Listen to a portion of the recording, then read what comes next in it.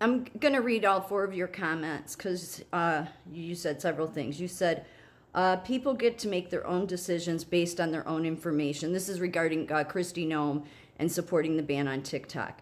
China is a danger, in fact, probably less through the app, but they are a danger. You can't bar everyone because you disagree with them. Perhaps she's misinformed. Perhaps they have information we don't. Okay, so this is where people don't stop and think, okay? We've been told forever, which I tend to believe is true, that America's the most powerful country, right? The most powerful country. So if we're the most powerful country with the best military, and we have the best military, then there should be no outside danger. The only way there is an outside danger is if there's people in the country that are Americans, whether presidents, congressmen, representatives at the state, federal, whatever, corporations that are doing shady deals, bribes with China. So who's the true enemy in that case? Because you're going to have, every country is going to do what's in their best interest for them. So if China can take advantage of America and our leaders allow it, then can you really blame them?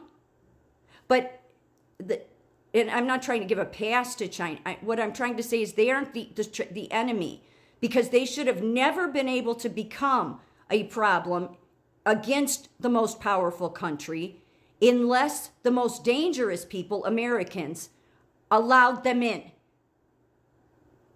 Is there no one in Congress or the House or Kristi Noem that can put that together?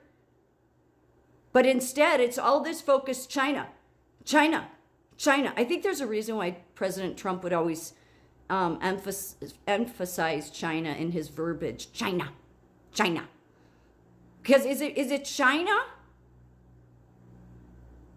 Or is it China taking advantage of, they want to be the most powerful country. So if we're going to have horrible leaders, horrible congressmen, horrible representatives that are willing to take money from them and then sell the country out, then who's the real enemy? Then who's the real threat? The real threat is those people that did those bribes, that took those bribes, that took that money, that did illegal activity with China. That's the danger to America. That's the issue I have here. Because otherwise, it doesn't hold up. Because if we're always under some force of Russia, I mean, I heard my whole life growing up, I was in the generation that we had to do drills like once a month in school where the alarm went off because a nuclear bomb was incoming. And we would go under the desk as if that will do shit. So it was a way to enforce fear, this fear against China is going to bomb us. All through high school too. Yet that's never happened. But we're told it. We're told it. We're told they are the enemy. Yet then we're also told we're the most powerful country. We have the best military in the world. We could take on any. So then the most powerful country in the world should never, ever be in some threat. There should never be any outside country that's a threat to us. But there continually is. So it's either we're not the most powerful country military-wise, which I believe that we are the most powerful military-wise. So I don't believe that. Or it's that what we have is we don't have a media that wants to put the focus where it needs to be put on, which is the enemies in this country, because they're the true enemies. China's going to be China. China's going to do what China does. China's not going to be self-sacrificing for themselves because we have bad leaders. They're going to take advantage of it. Okay?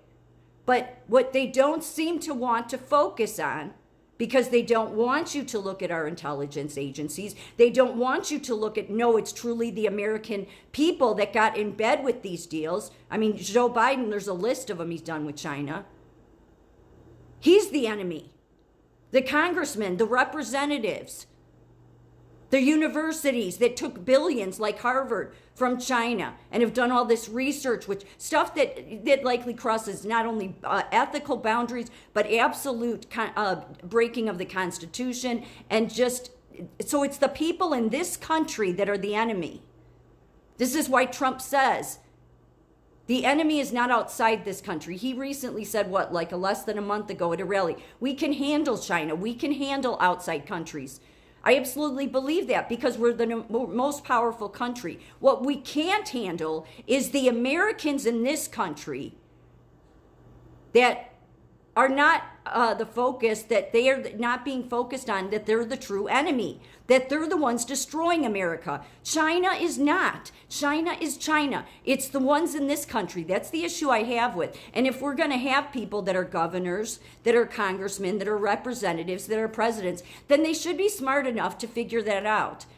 Because otherwise, the only other answer is that we're the weakest country. And then we should all be terrified of Russia and we should all be terrified of China. No, the only reason they push this China, is because it deflects off of all of them because they know they've been taking kickbacks, doing illegal shit they shouldn't have been doing. And the deflection is always, oh, it's Russia. Oh, it's China. Oh, it's North Korea. So, and then you say perhaps they have information we don't. No, I don't think they do. I don't. It's very simple. I've said that Trump had blacklisted 7 Chinese telecom cameras, or companies, I should say, for a couple of reasons. One being national security risks. The week of lockdowns, Northwestern put one of the brand Chinese telecom services in the hospital. Okay, so is China the threat there? First of all, nobody cared. I talked about this many times. I spent months contacting people. The White House, it was the only people that got back to me. FBI didn't get back to me. DOJ didn't get back to me.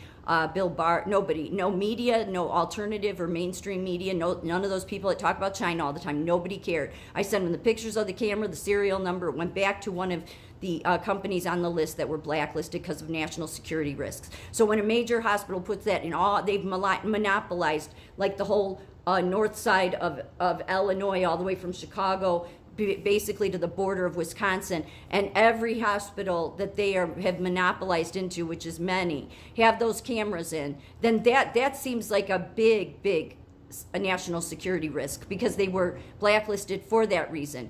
Is China what I should worry about? No. I mean, at first it was, but then when nobody contacted me back about it, FBI didn't care, and this was months I sent them emails. FBI didn't care, DOJ didn't care, no media cared. Then what it tells me is, well, they don't care. So China can't be the threat. But then China didn't come in, put them in. People here bought them. They shouldn't have been putting them in hospitals and putting American citizens at risk. So who okayed that? Who was okay with that? Well, the FBI was okay with that. The Department of Justice was okay with that. Our leaders in Washington were okay with that. The media was okay with that. So the only time they want to push their China narrative is when they want to deflect, get the American people to deflect that there's this outside influence. And the only reason they deflect is because they're the true enemies to the country. Even though those cameras were it was a Chinese telecoms company that Trump blacklisted. It's not China doing it. It's the people in this country. That's what the media should be focused on. Instead, they carry on nonstop about China. So this argument doesn't hold up unless you want to say people that Kristi Noem just doesn't think, and maybe she doesn't. To me, she clearly does. If she was able to be smart enough not to lock. I mean, here's what's strange about what she didn't lock her country down. She followed the Constitution perfectly during COVID. Yet she believes in silencing Americans. Of course they don't put it that way, but that's really what it is. If you ban TikTok, you have silenced millions of Americans. So I'm just really curious how she can be so two-faced.